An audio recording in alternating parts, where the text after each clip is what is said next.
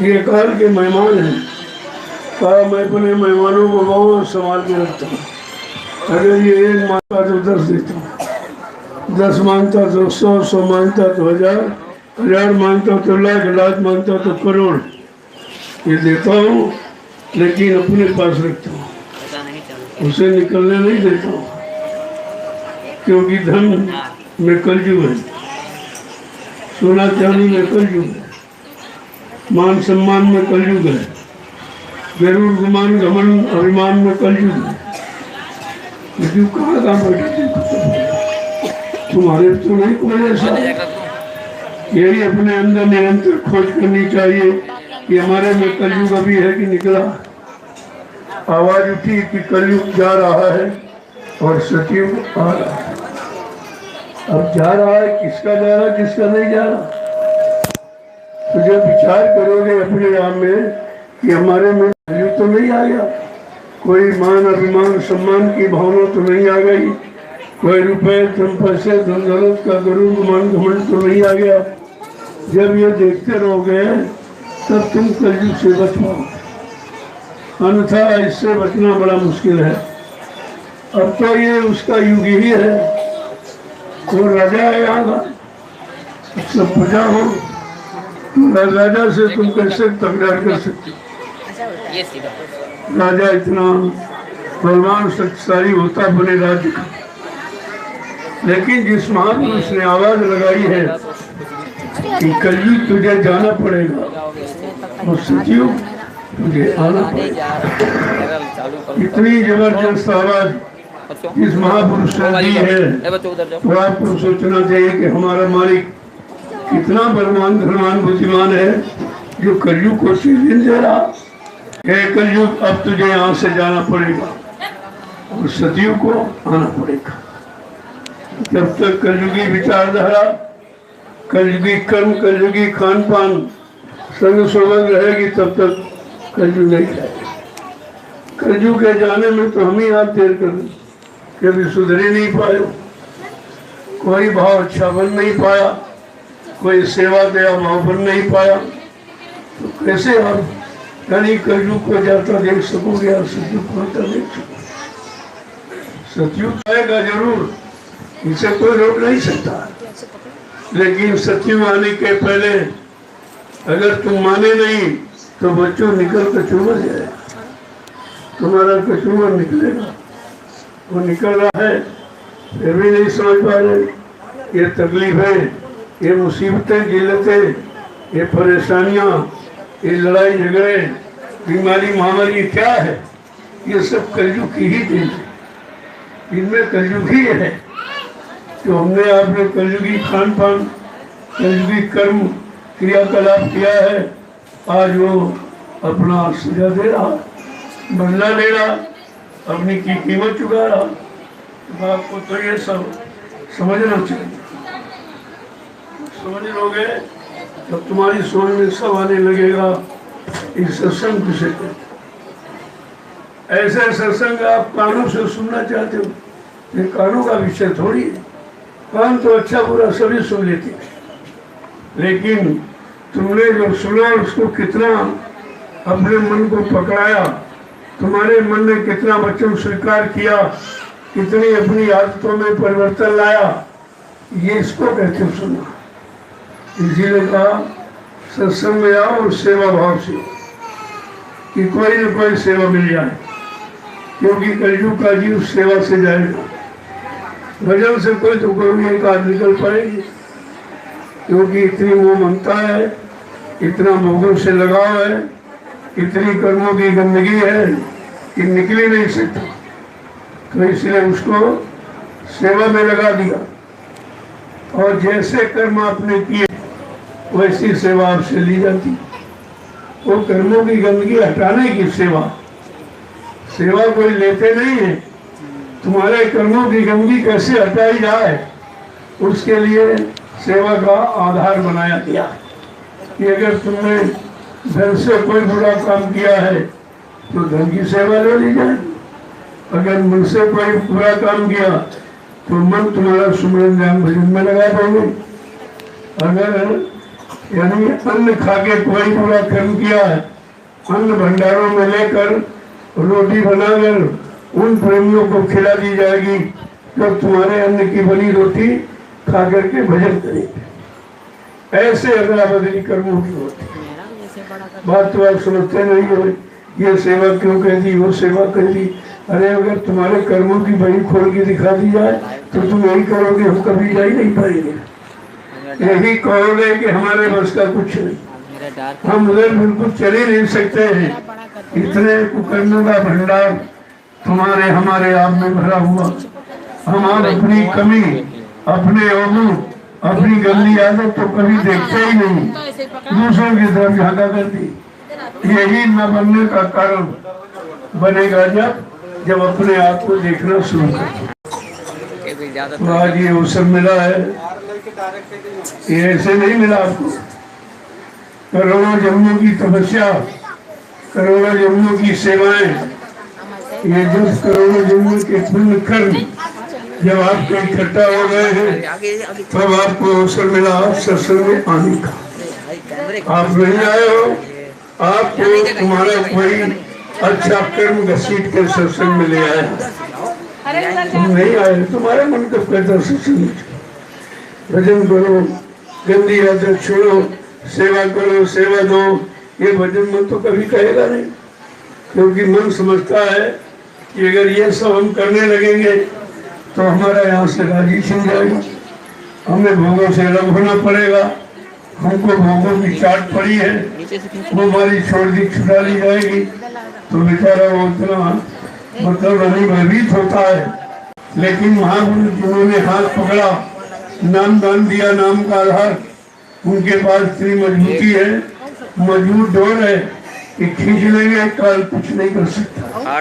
लेकिन तुम जब लगे रहोगे तब तुम ही हट जाओगे, तुम ही भग जाओगे, तो भी कैसे काम बनेगा। इसलिए आए हो तो प्रेम से एक एक वचन को सुने आप, तो तुम्हारी समझ में आ जाए। जो के आप पुरुष तो एक आदमी सब नारियां लेते, ऐसे पुरुषों की जरूरत है उनको। ऐसा लग रहा कि संगत पुरुषों की नहीं है, नारियों की है। जबकि ये महाराष्ट्र है, यहाँ मर्दों का काम है। एक मर्द था शिवाजी, जो छोटी सी सेना लेकर के मुसलमानों को परास्त कर दिया था। ऐसा इस भूमि कोई चाहिए, इससे शेर बहादुर सूरवीर, वो ये काम करे। ये संत मत सबके मसला नहीं है कि भीड़ लगा दी, आ गए, भंडारा चला दिया, पूरी सब्जी खाई, घर चले गए। ये सत्संग है? ये सत्संग में आने का तरीका है तुम्हारा? अरे तुमको घर से खा के आना चाहिए।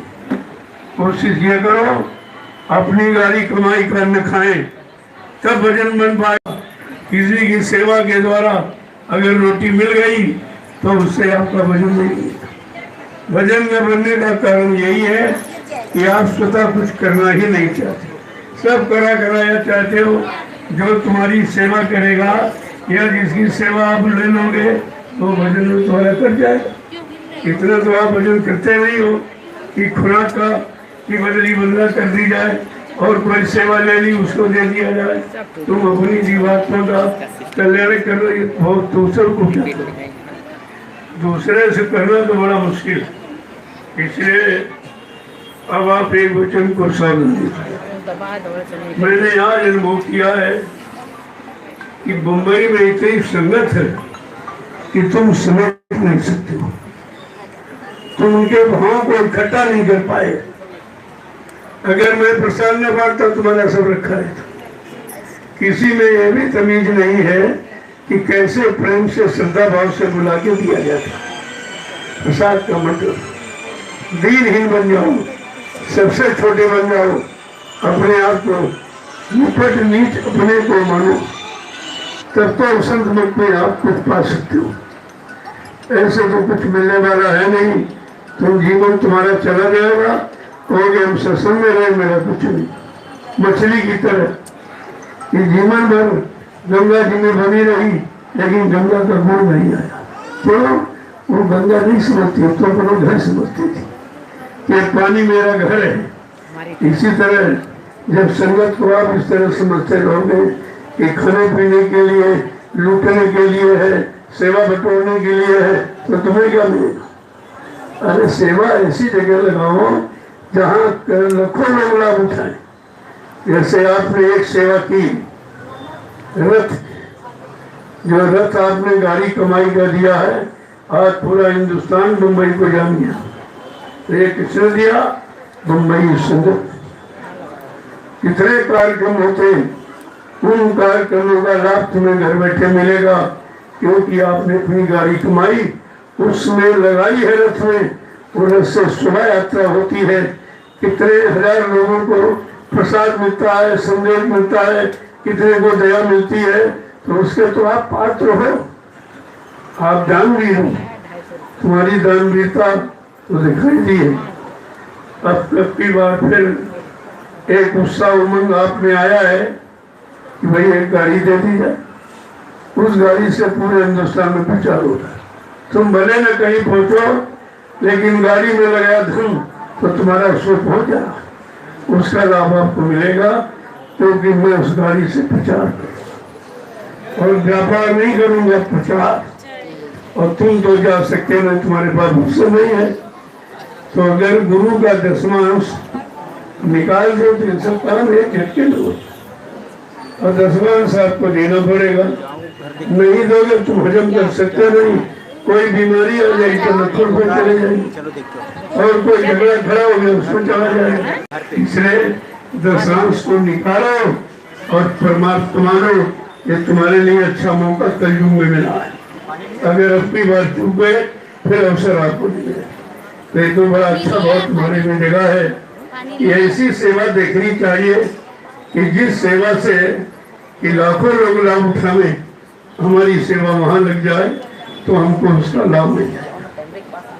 गाड़ी का मतलब कोई व्यापार नहीं होगा उससे, वो गाड़ी केवल सत्संग कार्यक्रम में, मैं कार्यक्रम करूंगा उससे, उसका लाभ आपको मिलेगा, क्योंकि आपके वाहन का प्रयोग हुआ है। तो ये तो जानकारी आपको रखनी चाहिए थी। तो प्रेमियों ने अच्छा भाव पैदा किया। एक तो एक दान आपने किया रथ में, तो सारा हिंदुस्तान जान गया भाई ये रथ कहाँ है, विमान कहाँ का, लोग इसको विमान कहते हैं। इतना सुंदर है जो हिंदुस्तान में भी कहीं नहीं बना है, वो काम आपने किया है। ये तो नहीं काम आप, और दूसरी सेवा फिर आप करने जा रहे हो जो हिंदुस्तान में वो गाड़ी ही नहीं कोई।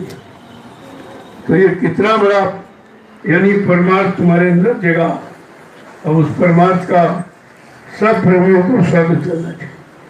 गरीब अमीर सब पर लग जाए, सबको घर बैठे उसका लाभ मिले। आप सत्संग में नहीं जाओगे, लेकिन गाड़ी तुम्हारी पूरे हिंदुस्तान में घूमेगी और प्रेमियों को जगाएगी, और कितने को लाभ देगी, वो लाभ तुम्हारे खाते में आएगा, क्योंकि व्यवस्था आपने बनाई है। देखो गाड़ी से भी परमात्मा बना, वैसे तुम हजारों गाड़ी खरीद लो तो परमात्मा बना लोगे। जब तक वो परमार्थिक कार्य में नहीं लगेगी तब तक लाभ नहीं मिलेगा। ऐसे लोग तो हजारों गाड़ियां खरीद घर में रखे हैं, लेकिन एक नए पैसे का परमार्थ नहीं। वो परमार्थ थोड़ी तो स्वार्थ में। इसलिए परमार्थी जगह पर चलना आसान है, और नहीं समझ में आई तो बड़ा कठिन है। इसलिए ये कार्य आप सुचारू रूप से करो, ताकि, क्योंकि भजन तो बड़ा मुश्किल है, आपसे होना नहीं है, तुम्हारे पास समय ही नहीं। यहाँ तो शहर में भजन कहाँ होता, भजन तो झोपड़ी में होता, भजन गरीबी में होता, भजन तंगी में होता, सब तरह की परेशानियां बर्दाश्त करने वाला भजन करता है। उसके अंदर चाह गई चिंता मिटी, मनवा बेपरवाह, जिनको कछु न चाहिए वो सहन के साथ। वो बादशाहों के बादशाह है जिनको काल का कोई सामान चाहिए ही नहीं। देखो कितनी मर्दानगी में रहते हैं। तो इसलिए आपको सात्विक बनना है, तो सेवा भाव पैदा करनी ही पड़ेगी। जय गुरुदेव, जय गुरुदेव, जय गुरुदेव, जय गुरुदेव, जय गुरुदेव, जय गुरुदेव नाम किसका, जय गुरुदेव नाम किसका, प्रभु का प्यारा नाम, सम्राट दाता दयालु पूज्य स्वामी जी महाराज आज के इस सत्संग में शामिल शरीक होने वाले समस्त सत्संगी प्रेमी जनों, बड़ा सौभाग्य का दिन है। ये घड़ी आज आपको अपने जीवन में मिली। ये सत्संग तो कहीं होता ही नहीं, सब बंद है, चारों तरफ बंदी सब कर दी गई। मंदिर बंद, मस्जिद बंद, गिरजाघर गुरुद्वारे बंद। जहाँ कुछ थोड़ा बहुत धर्म चर्चा होती थी, भले वो काल भगवान की पूजा थी, लेकिन कुछ तो होता था, कुछ तो लाभ उससे लोगों को मिलता ही था। वो तो लाभ खत्म हो गया और आध्यात्मिक लाभ देने वाला कोई है नहीं, वो तो कहीं नहीं। वो केवल नैमिषारण्य की तपोभूमि से नित्य सत्संग होता है। वहां से सारा संदेश ये हिंदुस्तान में जा रहा है। प्रेमी सुन रहे हैं, महसूस कर रहे हैं, भाई सब जगह बंद है, ये क्यों खुला है, क्या मतलब। जैसे आपने आज देखा, तुम्हारी शुभ यात्रा ये शुभ सूचक का चिन्ह है कि बरसात भी नहीं हुई, तुम्हारा काम हो गया। परिवर्तन यानी ऋतु तुम्हारे साथ है, प्रकृति तुम्हारे साथ है। अगर ऐसे अच्छे कर्म, अच्छा खान पान, अच्छी संसोबत करते रहोगे तो प्रकृति तुम्हारा साथ देती है। प्रकृति अगर नाराज हो गई तो फिर कुछ नहीं होगा, कुछ बचेगा नहीं। इसलिए कहा गया था, अरे भाई इतना अनाचार, अत्याचार, हिंसा न करो कि धरती माँ कहीं नाराज न हो जाए, क्योंकि ये सारे जीव धरती माँ के, वो माँ है शक्ति। जितने जीव हैं कि किसी इंसान ने तो बनाया नहीं, तुमने बनाया नहीं, तो मारने काटने का अधिकार किसने दे दिया था, यह काम किसने आप। अगर यही बंद हो जाए तो ये धार्मिक धर्म से बीमारी चली जाए, कभी कोई बीमारी नहीं आई। जब तक ये बंद नहीं होगा, गंदा खान पान, जीवों की निर्मम हत्या और ये मतलब बुद्धि नाशक नशा, इसको पीने से बुद्धि पागल हो जाती, माँ बहन बेटी की पहचान खत्म हो जाती। जब तक ये बंद नहीं होगा, बीमारी कोई हटा नहीं सकता। अभी तो आगे और भयानक बीमारी आ रही। अभी तो प्रार्थना की जा रही कि अभी मान लो, अच्छा खान पान करो, अच्छी संग सोबत, अच्छे कर्म करो। मानो शरीर परमात्मा ने इन्हीं अच्छे काम के लिए दिया है, इसको कर लो और दोबारा आपको मिलेगा नहीं। जो तुम सोचते हो कि अब की बार मिल गया फिर मिल जाएगा, तो अब की बार तुमने मानव शरीर पाने वाले कर्म ही नहीं किए। चलो कुछ न करते, आत्मा कल्याण के कर्म न करते, कम से कम वो कर्म करते जिससे मनुष्य शरीर तो मिलता रहता, उसका तो लाभ आपको मिलता रहता। तुमने तो मानव कर्म करना बंद कर दिया। सब आसुरी प्रवृत्तियों वाले कर्म, राक्षसों वाले कर्म, यही हिंसक यानी जीवों जो कर्म वही कर्म करते हो, तो तुमको मानो यानी भगवान कैसे दे देगा। इसलिए अगर मनुष्य तन पाना है तो उसका बनना है, बगैर इसके कुछ नहीं होगा।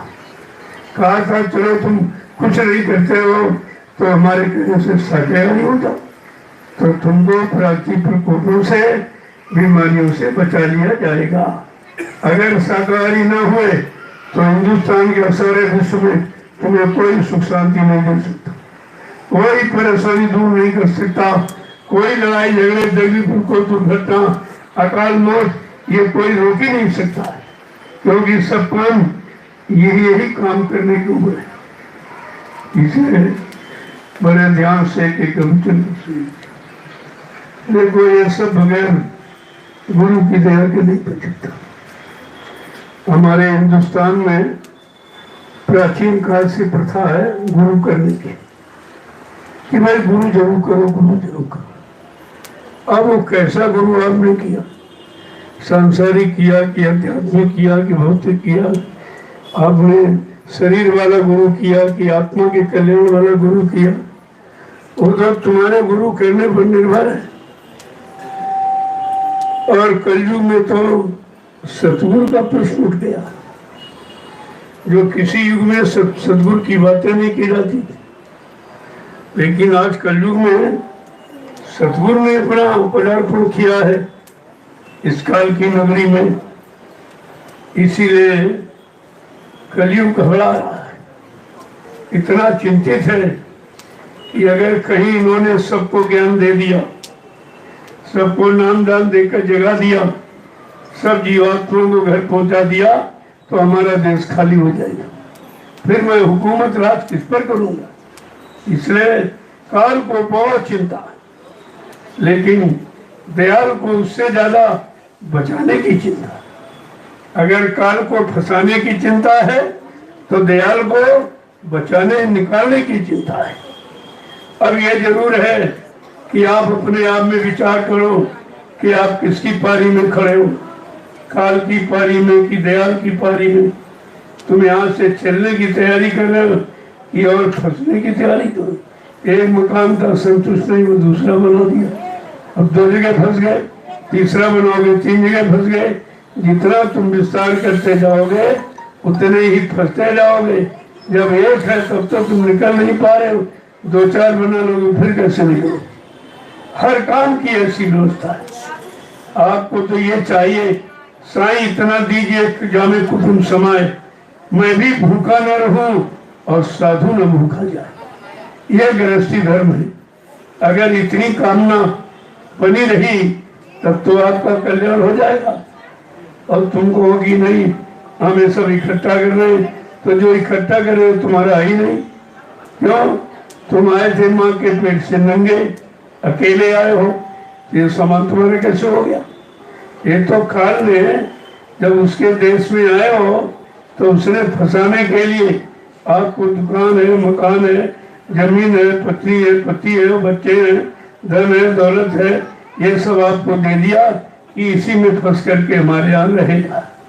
अगर नहीं दूंगा तो ये निकल जाएगा और तुमने समझा हमारी व्यवस्था कर रहा। बस यही समझ उल्टी हो गई। वो फंसा रहा है, तुम समझते हमारी व्यवस्था कर रहा है। और जितना ज्यादा यानी वो व्यवस्था फैलाएगा उतने ज्यादा तुम फंसते चले जाओगे, फिर तुम अपने आप को निकाल नहीं सकते। अपने फंसे को तुम नहीं निकाल सकते, दूसरों को क्या निकालोगे? अपने आप को नहीं निकाल सकते। इसलिए भक्त कोई कामना नहीं करता, वो तो अपनी जीवात्मा के कल्याण की प्रार्थना करता रहता कि मालिक ऐसी दया कर दो कि अब की बार हमारा ये काम हो जाए। तो महापुरुषों ने कहा भाई महंगा पड़ेगा बहुत, क्योंकि बहुत पाप किए तुमने, बहुत बुरे कर्म, इनको मारा, इनको काटा, सताया, अपमानित किया है, तुम्हारा तो पहाड़ जैसा यानी पापों का ढेर हो गया। तो कहा कि तुम्हारे बस का नहीं है, लेकिन अगर तुम किसी की दया पा जाओ, अगर दयालु तुम्हारे पर दया कर दे तो उनके लिए कुछ नहीं, वो तो दृष्टि डालते ही अनंत जन्मों के पापों को क्षय कर देते। एक जन्म नहीं, अनंत जन्मों के। कितना बड़ा लाभ है सदगुरु की शरण में जाकर, उनको अपना बनाकर, उनके वचनों को अपनाकर, अपने जीवन में उतार कर हम कितना बड़ा लाभ प्राप्त कर रहे हैं, जो लाभ तपस्या से ऋषि मुनियों ने नहीं पाया था। अवतारी शक्ति जिनको भगवान कहते उन्होंने भी ये लाभ, जीवात्मा कल्याण की युक्ति उनको भी नहीं मिली। जिनको रामकृष्ण कहते हो भगवान मानते, उनको भी आत्मा कल्याण की युक्ति नामदार नहीं मिला था, क्योंकि उस समय संत आए नहीं थे। संत अभी कलयुग में आए हैं, लगभग 750 वर्ष पूरे होने जा रहे। जब से कबीर साहब आए तभी से संत नाम सुनने को मिला है और संत मत उन्हीं से चला है। अब 750 वर्ष हुए मात्र में। इसके पहले ये जानकारी नहीं थी लोगों को। जब जानकारी नहीं थी तो लोग करते कैसे? कर ही नहीं बेचारे सकते थे कुछ, तो कुछ उनके बस का नहीं था, कुछ कर लेते। लेकिन उन्होंने क्या कहा पड़े रहो दरबार में धक्का धनी के खाओ, कबहू दीन दयाल के भरत पड़ेगी। अरे तुम केवल दरबार में पड़े रहना, तुम्हारा काम उसी से हो जाएगा। कभी न कभी दयालु तुम्हारी पर दया की दृष्टि अवश्य जाएगी।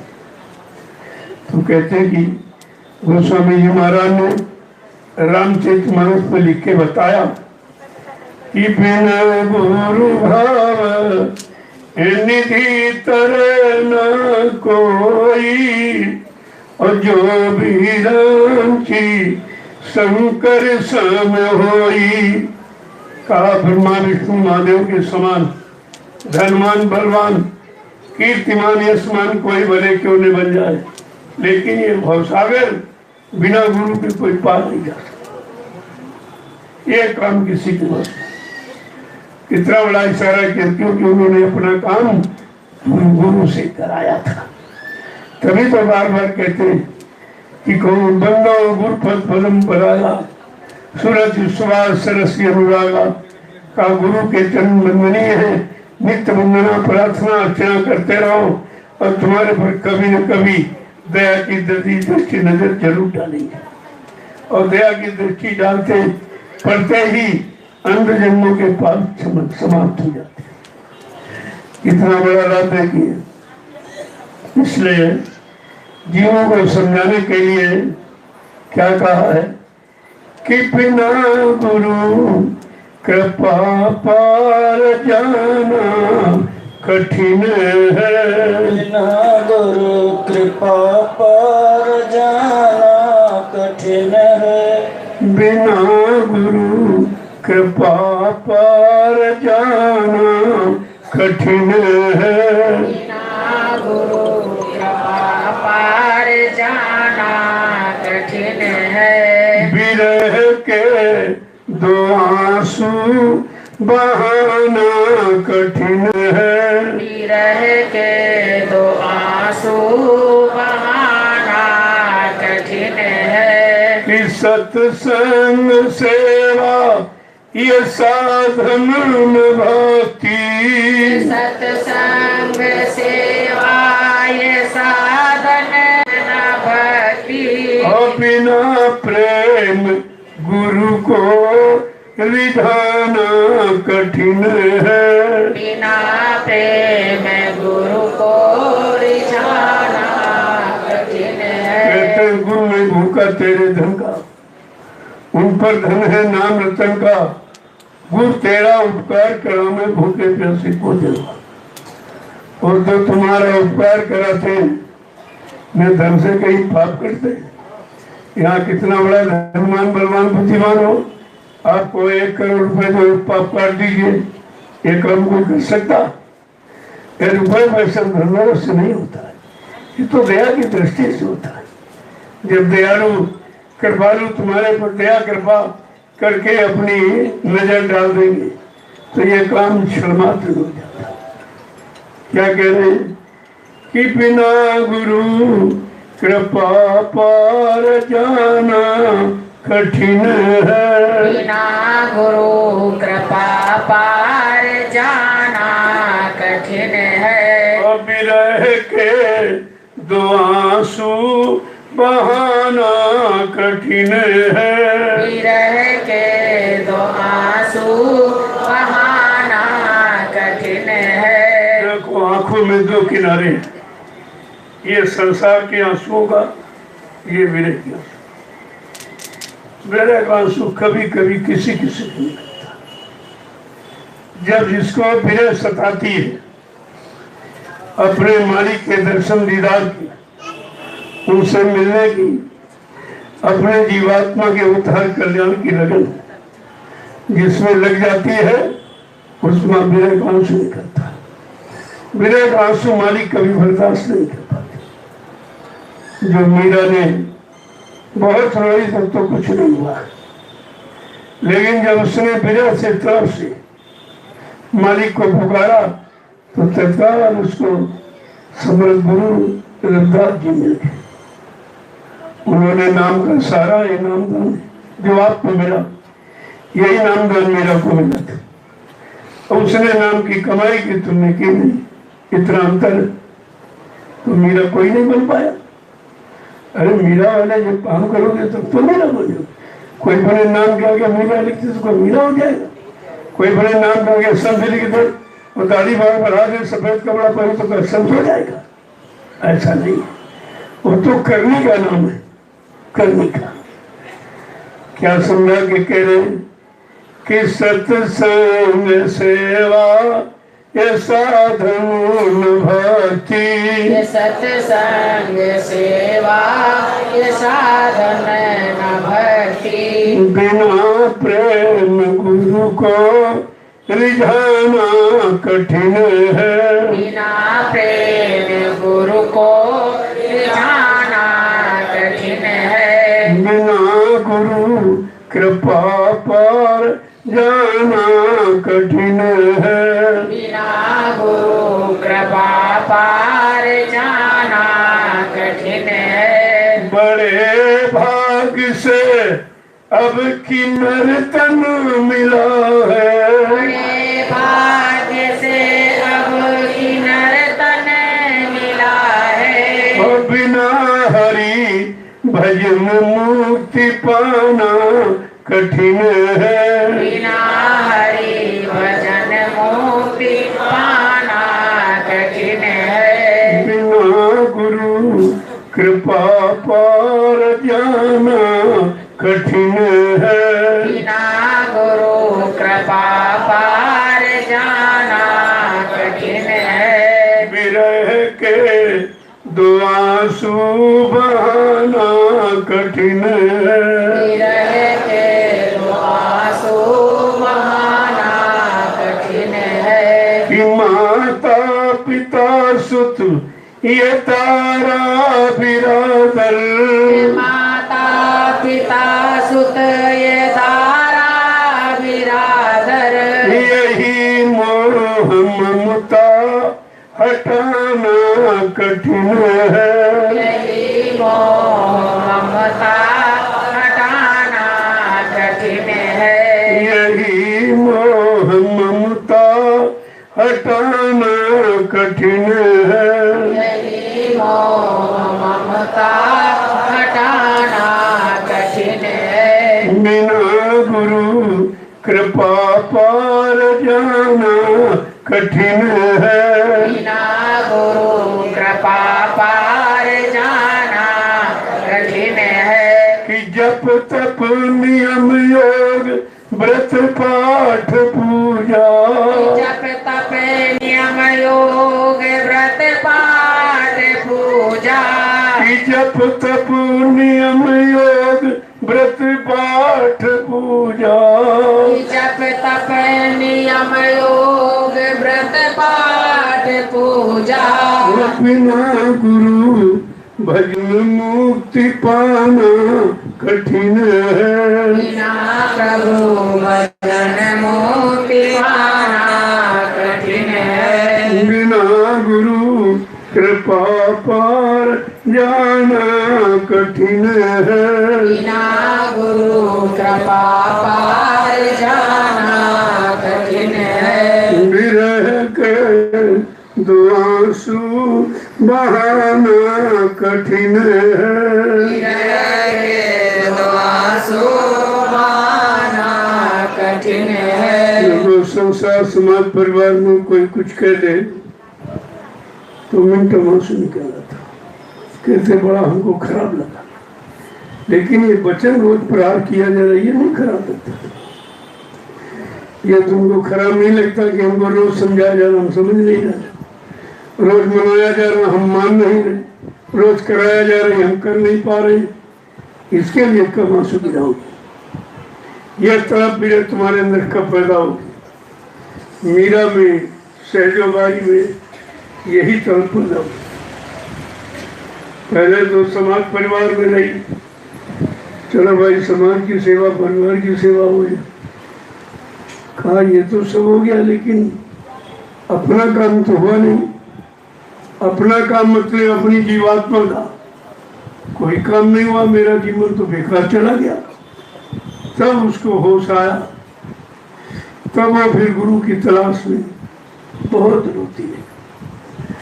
बहुत रोई, बहुत बिलखी, अंत तो गत्वा कोई न कोई सहारा तो बन ही जाता है। जब विरह का आंसू निकला तो मालिक ने उनको एक आधार बना के भेज दिया संत रविदास जी को, और उसको मिल गए। उन्होंने नाम दान दे दिया, कहा जा नाम की कमाई कर। बस जब वो नाम की कमाई करने लगी, धीरे धीरे इधर की कमाई से सब मोह ममता छूटने लगी। परिवार बिल्कुल एकदम दुश्मन सा दिखाई देने लगा कि इसी परिवार के कारण हम इतने लेट देर में गुरु को प्राप्त कर पाए। हमारा सारा समय इसी परिवार, इसी समाज, इसी में सब चला गया, और मेरा कुछ नहीं।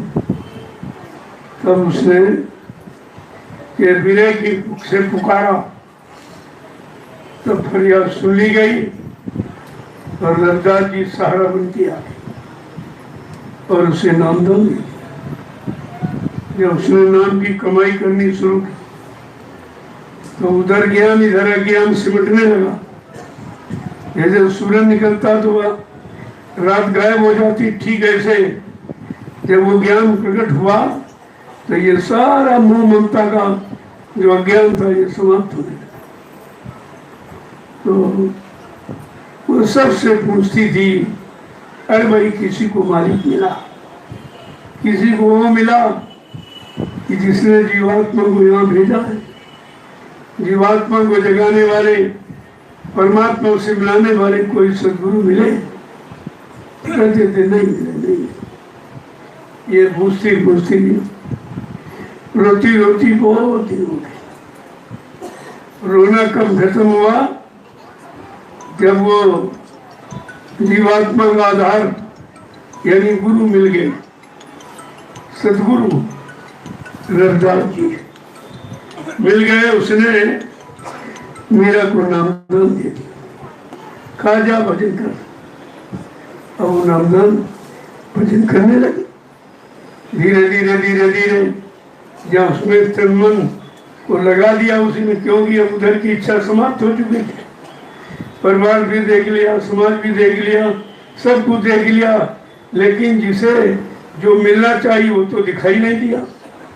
तब उसके अंदर तड़प पैदा हुई कि आखिरकार वो मालिक कैसे कब दिखाई देगा, वो मालिक कब मिलेगा जिसने हमको हमारी जीवात्मा को वृत्र मंडल में भेजा और कहा था ये नाम लो शब्द लो संभाल के रखना, कितना भी काल बहकावे इसे छोड़ना मत। लेकिन हमने काल के कहने में आकर उसे छोड़ दिया, और जब वहाँ से निकल गई तो उसने फांस लिया हमको। जब फांस लिया इतना फंस गए कि निकल नहीं पाए। तब ये रोना आया कि मालिक कब मिलेगा, कैसे मिलेंगे? तो कोई न कोई आधार बन जाता है। तो भेज दिया उन्होंने रविदास जी को, और आगे उन्होंने नाम दान दिया और कहा जा भजन कर। जब वो करने लगी धीरे धीरे उसको ज्ञान होने लगा, इधर का छूटने लगा, उधर का मिलने लगा। तब उसके अंदर एक बार की भाव बन गया। वो परिचय देने लगी कि साधु संग बैठ बैठ लोक लाज खोई, अब तो बात फैल गई जाने सब कोई, मेरा तो सदगुरु दयाल दूसरा नहीं कोई। अपना रिश्ता आउट कर दिया कि मेरे सारे रिश्ते खत्म हो, तो मैंने देख लिए वो शरीर इंद्रियों वाले रिश्ते थे, लेकिन आत्मिक रिश्ता हमको अब मिला सदगुरु की दया से। जब सदगुरु की दया होती है तब आत्मिक रिश्ता यानी बनने की बात की शुरुआत होती है। तो कहने का मतलब है बहुत रोई, बहुत भटकी, और जब मिल गए तो बीड़ा सितार बजा के कितनी नाची, कितनी खुश हो गई। तो दोनों स्थितियां, और रोना भी जानती थी और हंसना भी जानती, दोनों जान गई।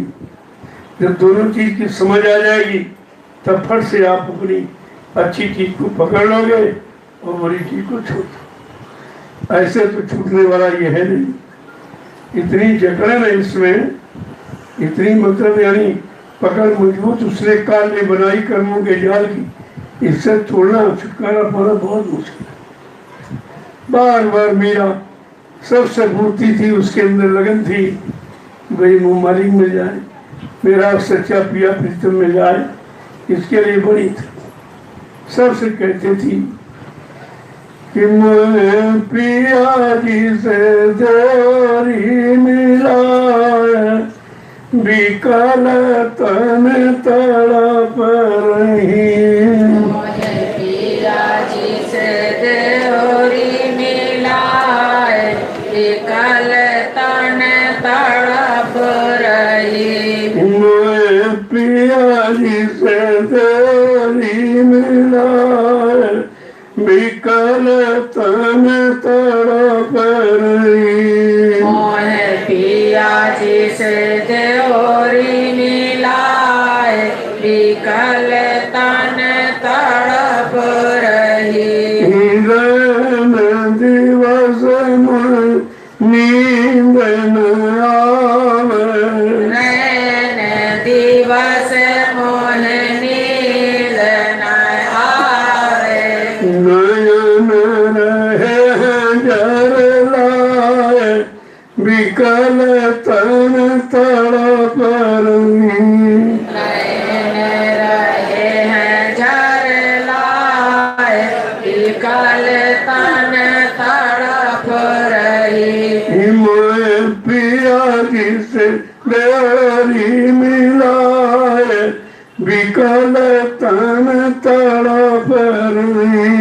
मोहे पिया जी से जोरी मिलाए, बिकल तन तड़प रही। विपदा का से कहूँ मेरी सजनी, विपदा का से कहूँ मेरी सजनी। विपदा का से कहूँ मेरी सजनी। विपदा का से कहूँ मेरी सजनी। कोई न हो सहाय, बिकल तन तड़प रही। कोई ना होत सहाय, बिकल तन तड़प रही। मोहे पिया जी से जोरी मिलाए, बिकल तन तड़प रही। मोहे पिया जी से जोरी मिलाए, बिकल तन तड़प रही। ऊंचो महल मेरे प्रीतम को, ऊंचो महल मेरे प्रियतम को। वो से चढ़ो न जाए, बिकल तन तड़प रही। मुँह से चढ़ो न जाए, बिकल तन तड़प रही। मैं पिया जी से जोरी मिलाए, बिकल तन तड़प रही। मोहे पिया जी से जोरी मिलाए, बिकल तन तड़प रही। सतगुर भेदी मिले टगर में, सतगुरु भेदी मिले डगर में। सतगुरु भेदी मिले टगर में। सतगुरु भेदी मिले डगर में। दीना पंथ लखाए, दुविधा सारी दूर भई।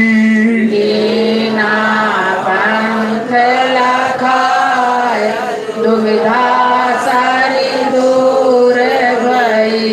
दीनो पंथ लखाए, विपत्ति सारी दूर भई। तीनों पंथ लखाए विपत्ति सारी दूर भई। मैं पिया जी से देवरी मिलाए विकल तन तड़प रही। मोहे पिया जिसे देवरी मिलाए विकल तन तड़प रही। सतगुरु दानी बड़े हैं दयालु। सतगुरु साईं बड़े दयालु।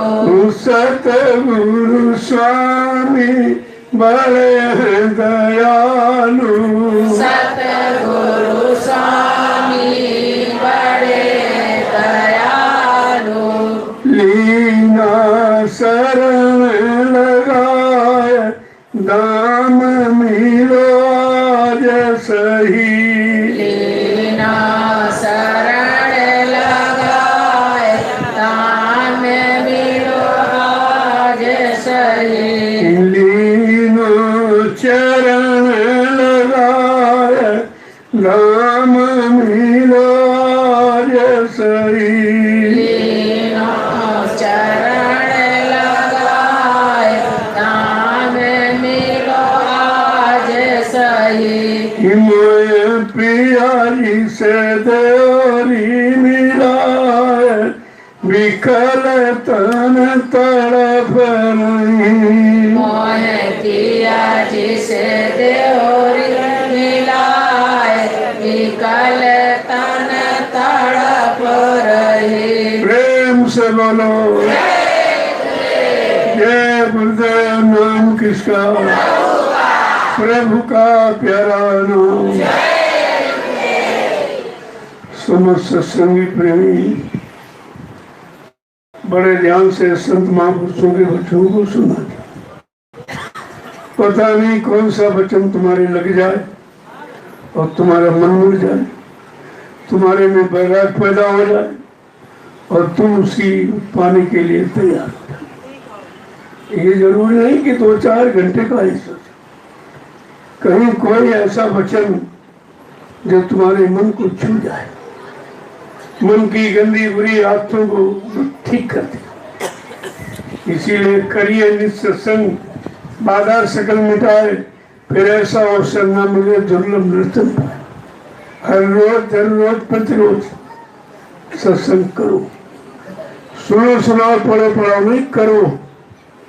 जो बताया जाए उसको करने में उतारो, केवल बकने में नहीं करनी। जब करने में उतारोगे तो उसका लाभ मिलेगा, उसका अनुभव एक्सपीरियंस आपको हो जाएगा, फिर तुम्हें कोई हटा नहीं सकता। जैसे मथुरा की स्थिति आपने सुनी, देखी नहीं सुनी है आपने, अगर देख ली होती तो तुम्हारी शंका चली जाती। और वो दिखाया भी नहीं गया क्योंकि उनको तो अपना नाटक करना था, उनको अपना खेल करना था, इसलिए तुमको दिखाया नहीं। मैंने लोगों से पूछा, जब वो ले आए कहते कि स्वामी जी खत्म हो गए, और वहाँ ले आए कमरे में बंद कर दिया। मैंने पूछा भाई आप लोगों ने कभी ऐसा देखा सुना है? कभी लाश को कमरे में बंद किया जाता है? बल्कि सबके सामने खोल के रख दिया जाता, किसी को शंका ना हो कि भाई इनको कोई जहर दे के तो नहीं मार दिया, कुछ खिला पिला के। लेकिन जब वो कमरे में बंद किया, और कितने घंटे? 8 घंटे। 8 घंटे में तो सबको दर्शन करा दिया गया होता, तुम्हारी सारी शंका समाप्त हो गई होती। आज शंका का कोई विषय नहीं था, क्योंकि जब वो लेकर के आए पुतला बना के वेदांता से, तो कहने लगे वो तो वो जलाई जाएगी, वो स्वामी जी का शरीर है, स्वामी जी का शरीर। तो मैंने लोगों से पूछा, क्या तुमने कभी खोल के देखा था पूरा शरीर? कहते नहीं। क्या तुम्हें खोल के दिखाया गया? कहते नहीं। तुमने फिर तुमने मान कैसे लिया? तुम्हारे घर में अगर तुम्हारा पिता बुजुर्ग कोई खत्म हो जाए और तुमको शरीर न दिखाया जाए, क्या तुम कभी मानोगे? और बिना शरीर देखे तुम मानी मूड मुड़वाओगे तो नहीं करोगे?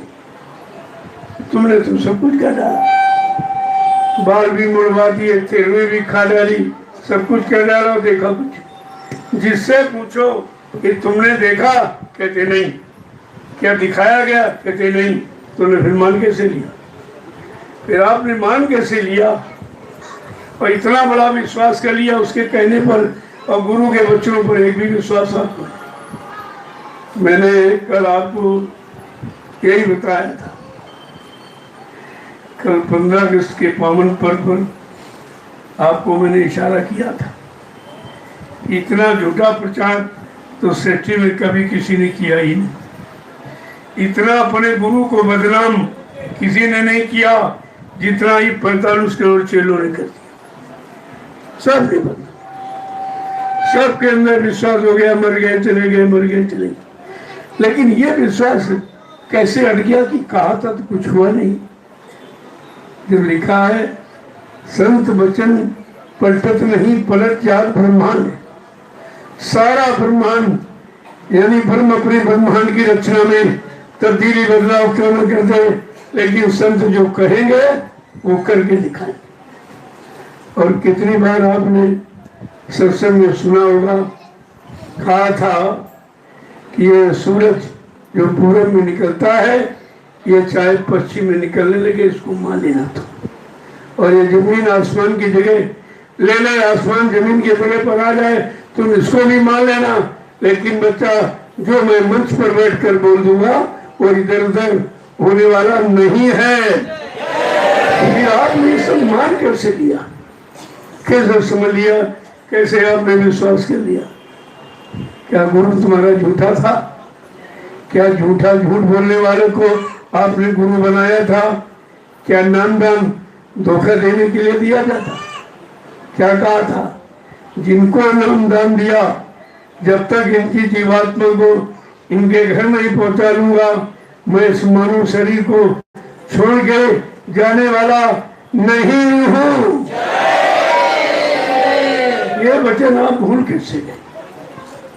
यानी आपने अपने गुरु को झूठा बना लिया कि लोग झूठ बोलते थे, झूठ बोलते थे, झूठ बोल के चले गए, वादा खिलाफी करके चले गए, दगेबाजी करके चले गए। यही तो तुम्हारा मानने का मतलब हुआ। यह बिना देखे, जबकि लिखा है देखे बिन होए प्रतीति और बिन प्रती तो होए नहीं प्रीति। बिना देखे तो किसी से रिश्ता नहीं होता, किसी पर विश्वास नहीं होता। और तुमने बिना देखे कैसे विश्वास कर लिया कि गुरु चला गया? जिन्होंने इतना बड़ा वादा किया कि मुझे न कोई मार सकता, न कोई धोखा दे सकता, न मुझे कोई धन दौलत सामान से खरीद सकता, मैं अपना काम करने आया हूँ, काम करके ही जाऊंगा। अगर जरूरत पड़ी तो इसी शरीर में 400 वर्ष तक रहूंगा और काम करके ही जाऊंगा। ये वचन आपने कैसे बोला दिए? ये तो सब आज से दोहराया गया। कहा जो मैं कह रहा हूँ इसको लिख लो, इसको दोहरा लो, कभी भूल न जाए। कोई लोभी लालची तुमको भुला न दे, बैठा न दे और गलत रास्ते की तरफ कहीं तुमको न ले जाए। इसलिए वचनों पर कितना जोर दिया गया। कहा था मेरे वचनों को ऐसे संभाल के रखना जैसे तुम रुपए पैसे सोने चांदी हीरे जवाहरात को गांठ पे बांध के रखते, इतने संभाल के रखना। अगर मेरे सत्संग वचनों को तुमने कहीं बुला दिया तो मेरी दुआ दया के भंडार से तुम करोड़ों को पीछे चले जाओगे। लोगों कितनी बड़ी बात, और आपने उस पर जरा सा भी ध्यान दिया। और एक नहीं, सब बन गए। 45 करोड़ चेला हिंदुस्तान में, और एक भी नहीं, गुरु को मानने वाला एक भी नहीं, गुरु के वचनों को, गुरु के वादों को मानने समझने वाला एक भी नहीं, गुरु पर पक्का विश्वास करने वाला एक भी नहीं निकला। सब के सब बह गए। तो जब ऐसा समय आ गया, इसका मतलब कलयुग ने अपना काम कर दिया।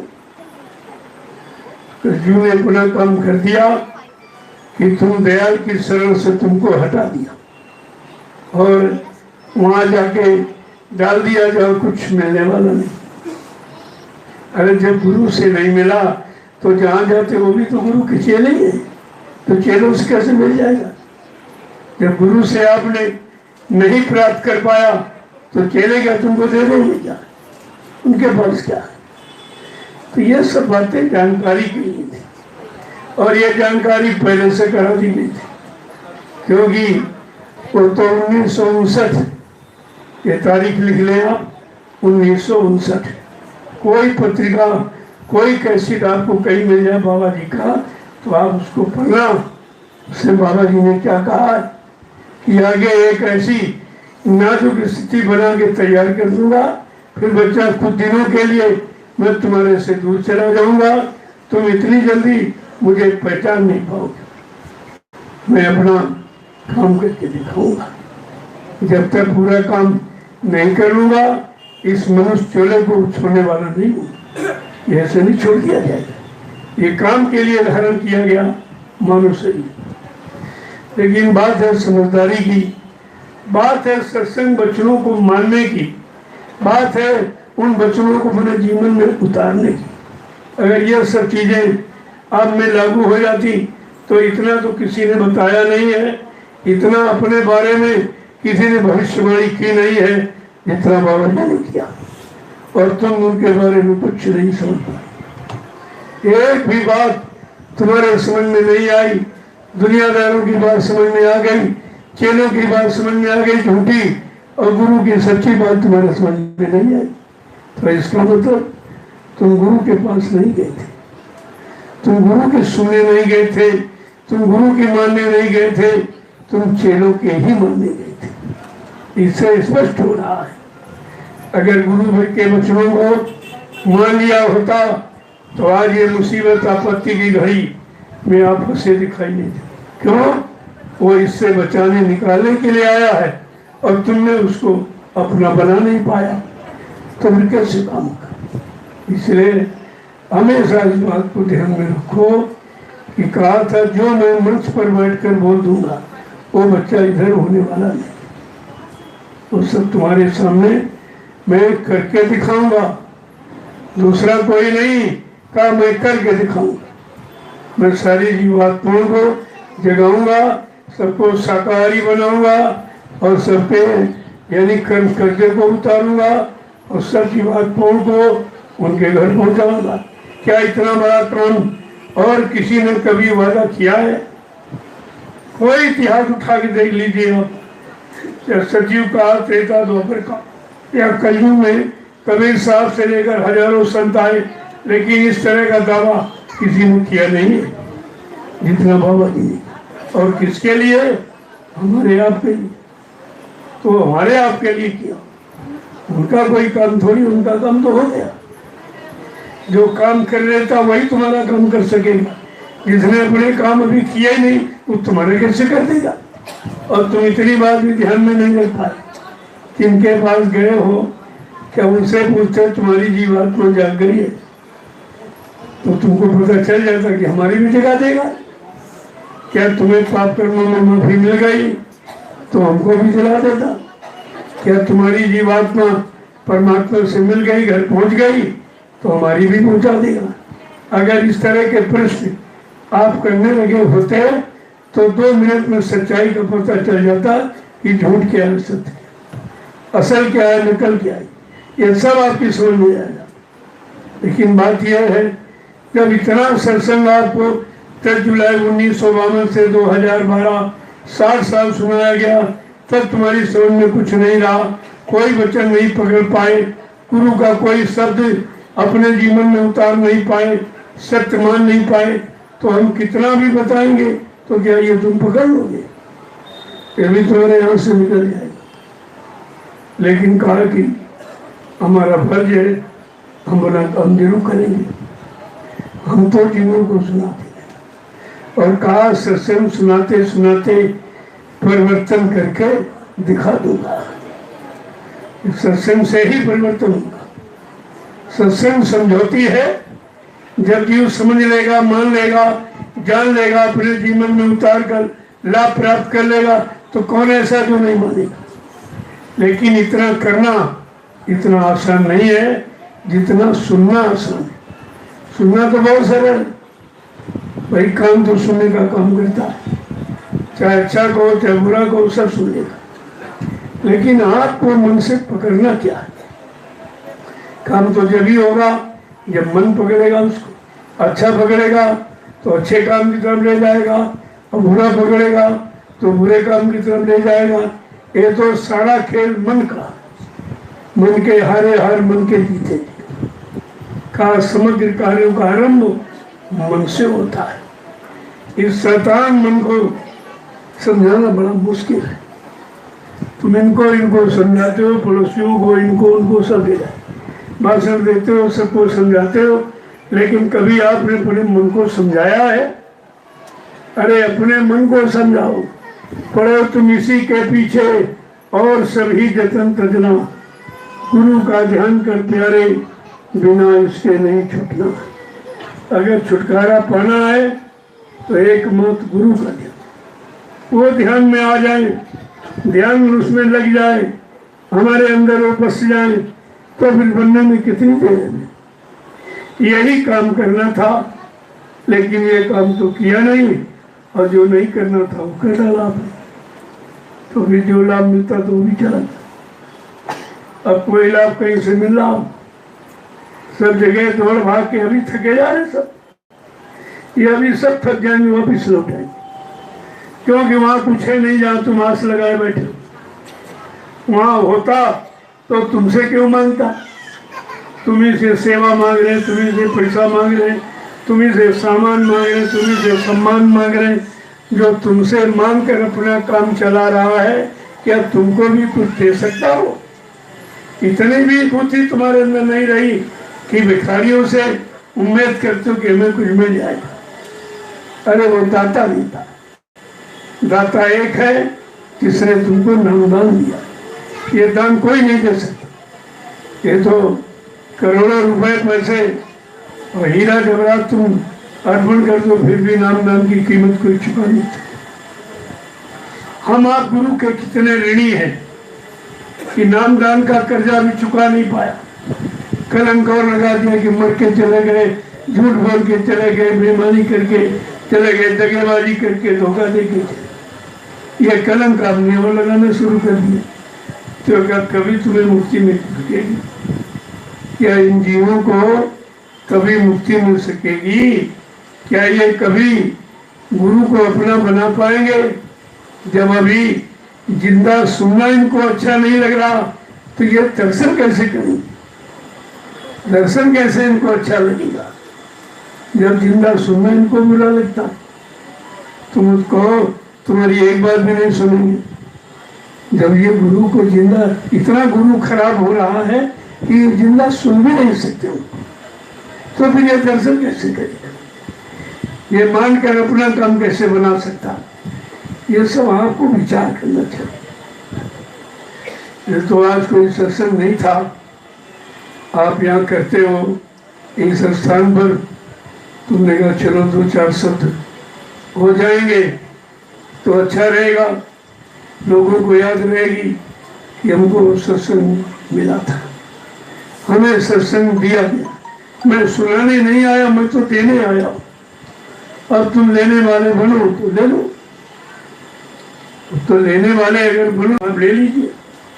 मैं सुनाने नहीं आया, सुनाने वाले तो बहुत आए, चले गए, न उन्होंने सुना न तुमने सुना, न उन्होंने माना न तुमने माना, न उनको कुछ मिला न तुमको कुछ दे पाए।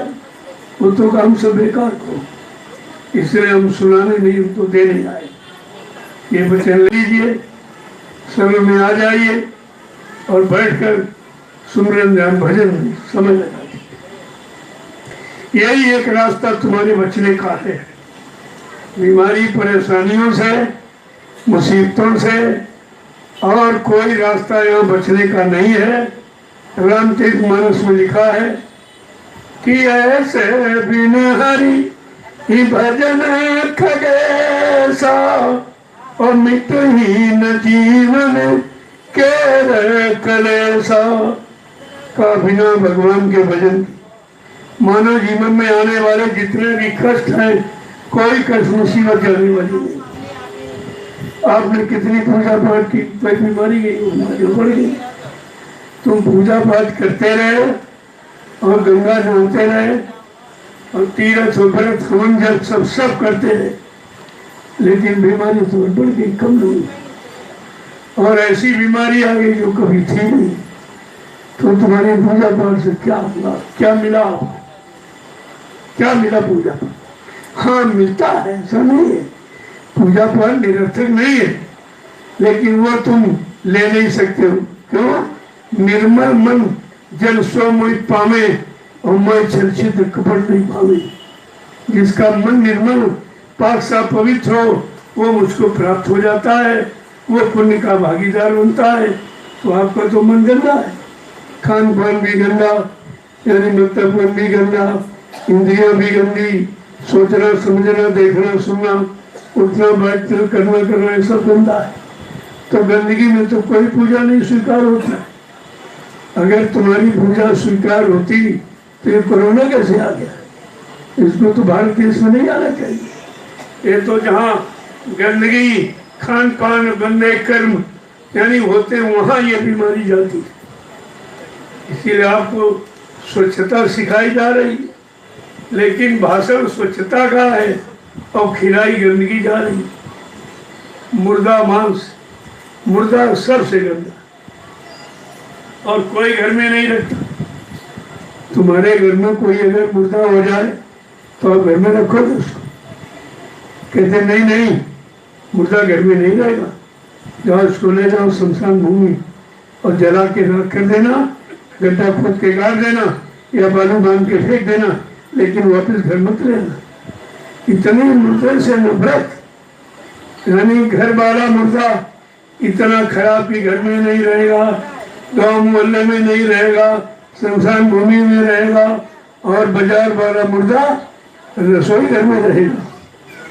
यह तुम्हारी बुद्धि, यह तुम्हारा ज्ञान है कि यह ज्ञान है, यह कुबुद्धि है, यह विनाश की तरफ ले जाएगी, तुम्हारा कभी भला करने नहीं हो सकता। इसलिए बुरे खान पान को छोड़ो, अच्छा मानवीय खान पान अपनाओ, अच्छी सात्विक बुद्धि बनाओ, अच्छे सात्विक कर्म करो, तो कोई बीमारी कोई कष्ट मुसीबत तुम्हारे पास आ नहीं सकता। महात्माओं के पास क्यों नहीं आता मुझे? अब आते तो वो दूसरे की लेते, उनकी तो कोई मुसीबत नहीं है।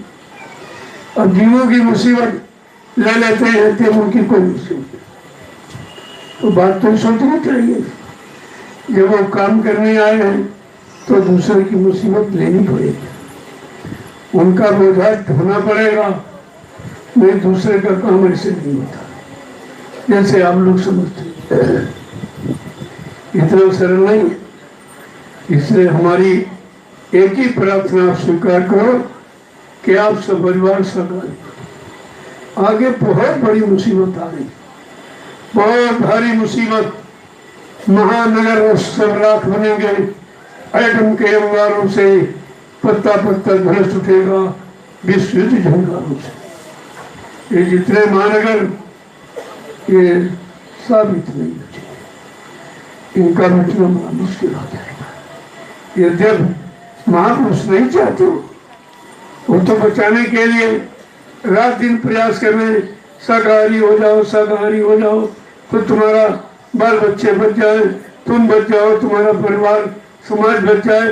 वो तो बचाने के चक्कर में, वो कभी तुम्हारा बिगड़ने का काम नहीं करते। साधु से होए न कहना जानी, साधु संग महात्माओं से कभी भी काम की हानि नहीं होती। परमार्थ के कारण साधु धरा शरीर, जो परमार्थ समाज देश हित धर्म हित मानव हित में आया है, वो कभी आपका नुकसान नहीं किया। लेकिन जब नुकसान होता दिखाई देता है तो कहते जगह खाली कर दो, हट जाओ, अच्छा रहेगा। नहीं हटोगे तो तुम उसी जगह में चले जाओगे। तो इसलिए वो तो सब तुम्हारे यानी भले के लिए, भलाई के लिए, तुम्हारे सुधार के लिए और कल्याण के लिए ही तो हमेशा प्रयत्नशील रहते हैं। और निरंतर उनका कोई अपना काम नहीं, वो तो जीवों का काम है। जीवों के काम के लिए आए हैं और काम करके ही जाए। अब यह है मालिक जैसे उसे करा दे। जय गुरुदेव। प्रभु का भजन सब करो धीरे धीरे,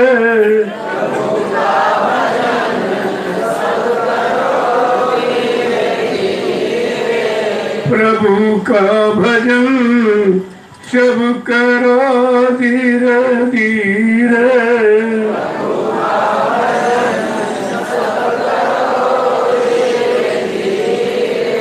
मिले शांति मन को तभी धीरे धीरे, मिले शांति मन को तभी धीरे धीरे, हीरा जन्म है अमोलक मिला है, हीरा जन्म ये अमोलक मिला है, व्यर्थ में खो रहे हो इसे धीरे धीरे, व्यर्थ में खो रहे हो इसे धीरे धीरे, व्यर्थ में खो रहे हो इसे धीरे धीरे, व्यर्थ में खो रहे हो इसे धीरे धीरे, प्रभु का भजन सब करो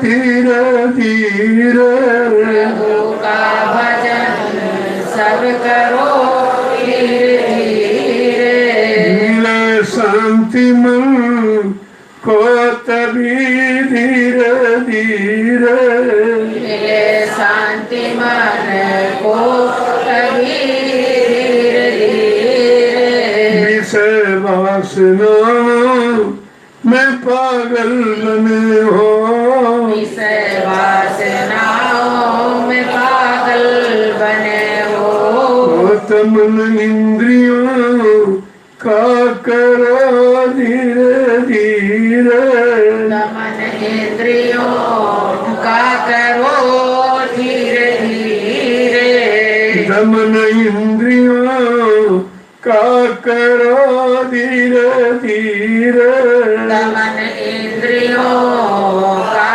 करो धीरे धीरे, मिले शांति मन को तभी धीरे धीरे, मिले शांति मन को तभी धीरे धीरे, सत्संग सरिता इका जल निर्मल, सत्संग सरिता का जल निर्मल, धुलेगी करम गंदगी धीरे धीरे, धुलेगी करम गंदगी धीरे धीरे, धुलेगी करम गंदगी धीरे धीरे, धुलेगी करम गंदगी धीरे धीरे, मिले शांति मन को तभी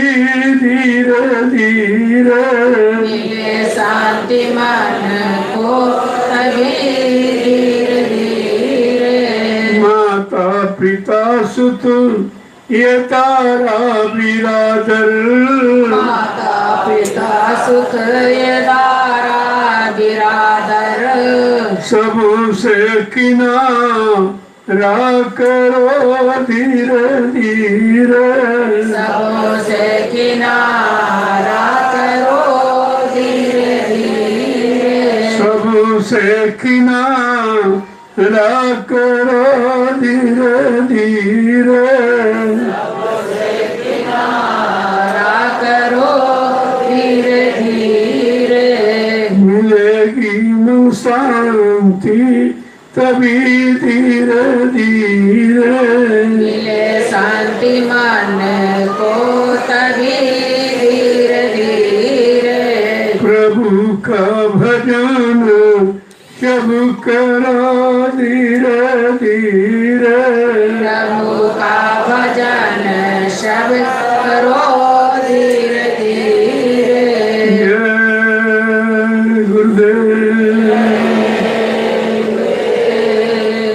जब जब संत जगत में आए,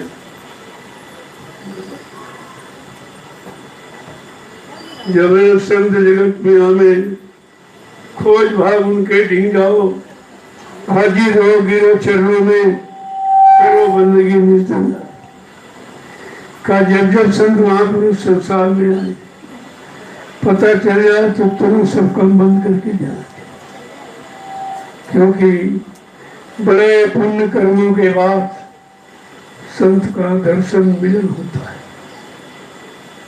और वो भी यहाँ से निकल गया, फिर आपको अच्छा और कहाँ मिलेगा। इसलिए महापुरुषों ने हमेशा जगाने का काम। हम सोते ही रहे, हम भोगों की प्रधान निद्रा में इतना सो जाते हैं कि प्रभु को भूल जाते हैं। जो वादा किया वो भी भूल गए। ये वादा हमारी आपकी जीवात्मा जब माँ के गर्भ पेट में थी तो वहाँ उसने वादा किया था, क्योंकि गर्भ की स्थिति मुंह नीचे पैर ऊपर उल्टा टंगा रहता, माँ का मलमूत्र बच्चे के मुंह पर से गुजरता है। कितनी बदबू हो, कितनी असमय पीड़ा हो, ऐसे ही। तो उस समय तो वहाँ कोई दिखाई देता नहीं कि जिसको पुकारे, जिसको अपनी बात सुनाए, जिससे कुछ कहे, मदद मांगे। गर्भ में तो केवल जीवात्मा परमात्मा, वो भी कि तुम तमाम नामों से यहाँ आए हो, हरि नाम से आए, राम नाम से आए, कृष्ण नाम से आए, लेकिन नहीं, अब की बार तुम प्रभु नाम से आए। इसलिए जब जीवात्मा ने प्रार्थना किया तो किसी नाम का उच्चारण नहीं किया कि अब प्रभु कृपा करो यही भांति, और सब तज भजन मैं करबू दिन राति। क्या कहा? हे प्रभु अब हमारे पर कृपा कर। प्रभु नाम तो किसी युग में आया नहीं था, वो तो कलयुग में आया। जय गुरुदेव नाम प्रभु का। प्रभु नाम से जीवात्मा की पुकार सुनी जाएगी और प्रभु जीवात्मा का उद्धार कल्याण करेगा, और किसी पिछले नाम से जीवात्मा का उद्धार कल्याण नहीं होना है। बड़े साफ शब्दों में रामचरितमानस को पढ़िए खोल कर, तो सब तुम्हारी समझ में आ जाए कि सच्चाई क्या है। उस सच्चाई से तुमको अलग किया गया, गुमराह किया गया, और इसीलिए तुम सच्ची अच्छी बात को भूल गए हो। चिल्लाते तो सब। मैं इस समय पूरे हिंदुस्तान का भ्रमण कर रहा हूँ, चारों तरफ रामचरितमानस से अखंड पाठ की ध्वनि सुनाई दी, सब अखंड ध्वनि सुनाई, और एक ही बात सब चिल्लाते हैं कि प्रभु की कृपा भयउ सब काजू, और जन्म हमारे सुफल भायाजू। रोज से पूरी रात चिल्लाए कि प्रभु की कृपा से काम होगा, हमारा जन्म सफल हो जाएगा। लेकिन प्रभु का काम कहाँ हो रहा? नैमिषारण्य और वहाँ प्रभु नाम की चर्चा निरंतर 24 घंटे, वहाँ प्रभु नाम से वादा किया जा रहा है, और कहीं ये काम नहीं हो सकता। कितने साफ शब्दों में लिखा है रामचरितमानस, और बेचारे रात भर चिल्लाते, लाउड स्पीकर लगा के और समझते कि प्रभु कौन है, कहाँ प्रभु की जानकारी हो रही, कौन प्रभु की जानकारी दे रहा है, कहाँ प्रभु नाम का स्मरण हो रहा, लोग कहाँ प्रभु नाम का जाप कर रहे हैं। वो केवल नैमिषारण्य की धरती, और कहीं पूरे हिंदुस्तान में कहीं नैमिषारण्य की धरती 88,000 ऋषियों ने वहाँ तपस्या की, उस भूमि को पावन पवित्र बनाया। इसलिए वहाँ से ये कलयुग के जीवों का नवीनतम संदेश वहीं से प्रसारित हो रहा। जब जाओगे तो तुम्हारी सोच समझ में आ जाएगा। तुम्हारा शारीरिक काम जो है हवा दवा से नहीं हो रहा, वो केवल जय गुरुदेव प्रभु नाम की परिक्रमा करने से हो रहा, एक पैसा भी नहीं लगता। ये सब मुफ्त का खेल, लेकिन वो बात समझ में नहीं आती। महंगी बात समझ में आ जाएगी, सस्ती आपकी समझ में नहीं आती। और ये प्रभु का नाम सबसे सस्ता, इसमें कोई पैसा किराया थोड़ी आपको देना। लेकिन धीरे धीरे जब आते रहो, जाते रहो, सुनते रहो, समझते रहो, तो कभी न कभी तो तुम्हारा काम बन ही जाए। इसलिए महापुरुषों ने जब आए, हम सब जीवों को सोते हुए जगाया। हम सब सो रहे थे, सतयुग त्रेता द्वापर तीन युगों से 5,500 वर्ष कलयुग के, तब भी हम सोते थे। अभी 750 वर्ष हुए हैं, तब से जन जागरण का काम हो रहा, जीवात्मा को जगाने का, परमात्मा से मिलाने का, जीवात्मा को निज घर धाम पहुंचाने का। ये काम तब से ये पावन पवित्र भूमि और कहीं का जिक्र गोस्वामी महाराज ने रामचरितमानस में नहीं किया, केवल नैमिषारण्य के लिए क्यों लिखा? तीर्थ वर नैमिष विख्याता, अति पुनीत साधक शुभ रहता। ये तीर्थों का राजा महातीर्थ नैमिषारण्य पावन पुनीत है। जब किसी संत के साधक यहाँ आएंगे और नाम की कमाई करेंगे, उनको इस भूमि का लाभ मिलेगा, बाकी किसी को लाभ। इतना स्पष्ट वर्णन है, रात दिन पढ़ते लेकिन समझते बेचारे कुछ नहीं। एक भी शब्द अगर समझ में आ जाए तो तुम्हारा इस मानव हृदय, मानस माने हृदय भी होता है, ये हृदय तुम्हारा एकदम पाक साफ निर्मल पवित्र। अगर मानस की बात इस मानस में बैठा ली जाए तो ये मानस पाक साफ पवित्र हो जाए, तब तुम्हारा अच्छे शुभ काम की शुरुआत हो।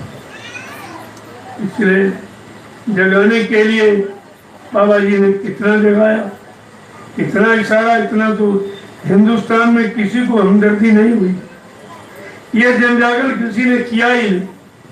अपने स्वार्थ लोभ लालच का तो जागरण करते रहे, लेकिन जीवात्माओं का उद्धार कल्याण हो जाए इसके लिए कोई नहीं जागा, सब सोते रहे। और जागरण में उन्होंने क्या कहा कि नींद त्यागो जरा आंख खोलो, नींद त्यागो जरा आंख खोलो, नींद त्यागो जरा आंख खोलो, नींद त्यागो जरा आंख खोलो। अब तलक यूं ही सोते रहोगे, अब तलक यूं ही सोते रहोगे। पाप गठरी पटक दो जमीन पर, पाप गठरी पटक दो जमीन पर, पाप गठरी पटक दो जमीन पर, पाप गठरी पटक दो जमीन पर। कब तलक पाप ढोते रहोगे, कब तलक पाप ढोते रहोगे। क्या ऐसा तुम्हारे लिए कभी किसी ने कहा है? जो सिर पर पापों का गट्ठर ला दे उसको उतार दो। तुम्हारे पापों के गट्ठर को उतारने वाला आ गया, इतनी हमदर्दी की आवाज किसी ने लगाई। ये बाबा जी गुरुदेव जी महाराज, जिनको समय सारी रूहों जीवात्माओं से हमदर्दी है, उनका किसी जाति से, किसी रूप रंग से, किसी धन दौलत से, इससे उनका कोई संबंध, कोई मोह ममता नहीं है। उनको अपनी जीवात्मा के कल्याण की चिंता है कि हमारी जीवात्मा जब से आई यहाँ वापिस नहीं लौट पाई, काल के कैद खाने में पड़ी, यानी बेचारी जेल नहीं है, इनको ले जाने वाला तो कोई आया नहीं, जगाने वाला भी कोई नहीं आया। तो उन्होंने जगाने का काम किया और कहा ये पापों का गट्ठर जो अपने सिर पे आपने लाद रखा, इसको उतार के फेंक दो। आ गया तुम्हारे पापों के गट्ठर को उतारने वाला। कितनी बड़ी बात की कि रूप प्रभु का गुरु ने बनाया,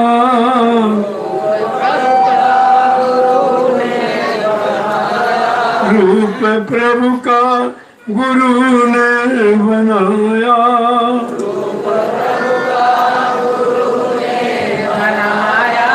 उसको बिरला कोई जान पाया, जिसको बिरला कोई जान पाया।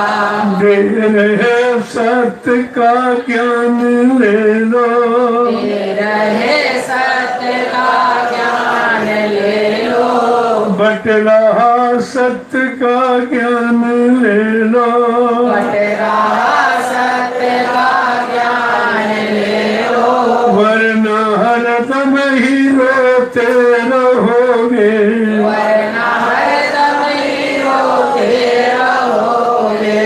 नींद त्यागो जरा आँख खोलो, नींद त्यागो जरा आँख खोलो, तब तलक यूं ही सोते रहोगे, तब तलक यूं ही सोते रहोगे। पाप गठरी पटक दो जमी पर, पाप गठरी पटक दो जमीन पर, तब तलक पाप ढोते रहोगे, तब तलक पाप धोते रहोगे।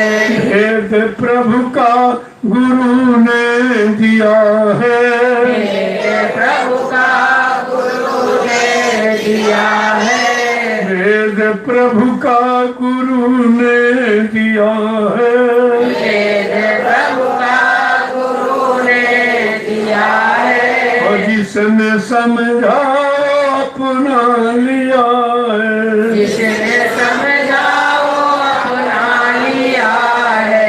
ये है मुक्ति का मार्ग ले लो, ये है मुक्ति का मार्ग ले लो, ये है मुक्ति का मार्ग ले लो, ये है मुक्ति का मार्ग ले लो, और नहाते ही जाते रहोगे, वरना आते ही जाते रहोगे।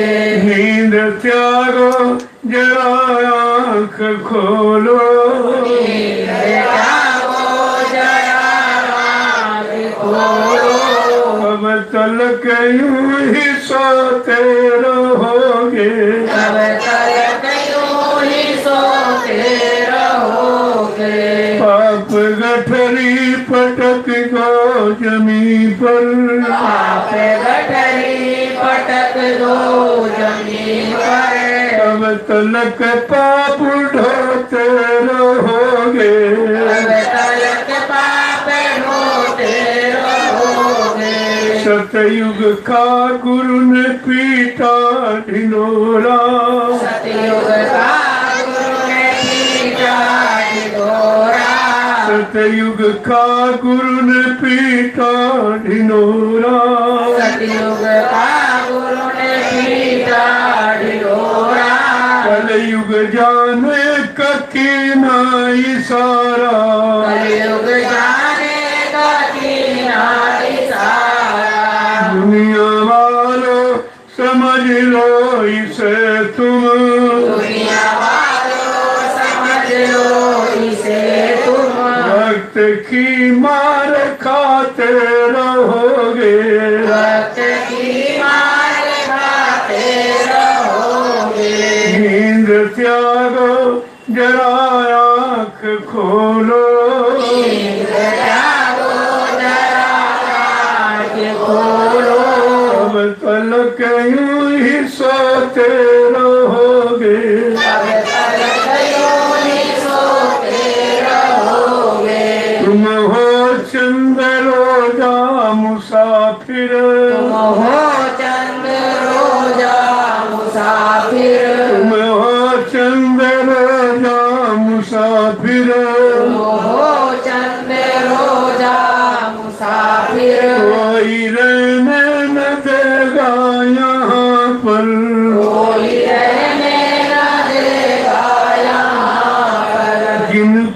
अपना बनाया है तूने, जिनको अपना बनाया है तूने, जिनको अपना बनाया है तूने, जिनको अपना बनाया है तूने, कोई तुमको न अपना कहेंगे, कोई तुमको न अपना कहेंगे। नींद क्या। हरि नाम अपनी जगह पर, तेरा युग बदला, नाम बदल गया तो राम नाम आ गया। अब राम नाम को विनीत सुतीक्षण मुनि ने